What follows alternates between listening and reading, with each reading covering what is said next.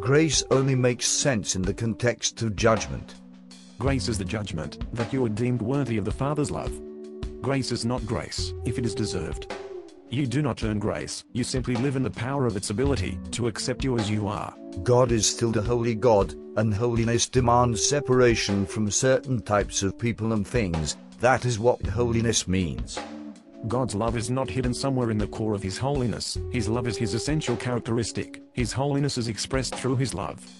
The best expression of His love can be seen in Jesus. It is Jesus that occupies us. The overindulgent father is not loving his child. In the parable of the loving father, often referred to as the parable of the prodigal son, the father was in every historical context not only overindulgent, but not at all responsible in the freedom he granted his wayward son. His son was never, not for 1 second, outside of his love. The wayward son was forgiven before he asked for it, and was given an abundant amount of grace, as his grumbling brother bitterly complained. But the Father, our Father, just kept pouring the grace on. Neither should we be overindulgent with ourselves or with fellow believers. Grace is extended in order to improve us.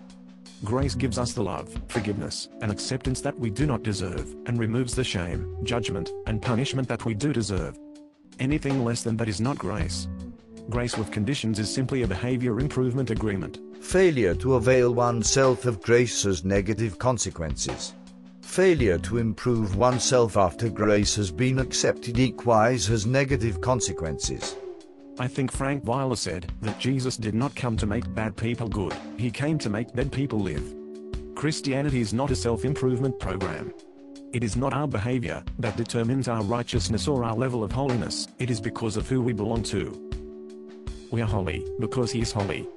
Do you really think that His indwelling is one in which He pops in and out of us, based upon our ability to improve ourselves? It is a myth that God's love is completely unconditional.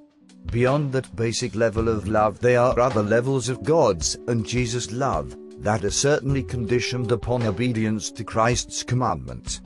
It makes no rational sense to say that Jesus loved us while we were yet His enemies, but Jesus will stop loving us if we fail, in the age of the New Covenant, to keep certain Old Covenant rules. I will say it again. It makes no rational sense to say that Jesus loved us while we were yet His enemies, but Jesus will stop loving us if we fail, in this age of the New Covenant, to keep certain Old Covenant rules. Talk to you again soon.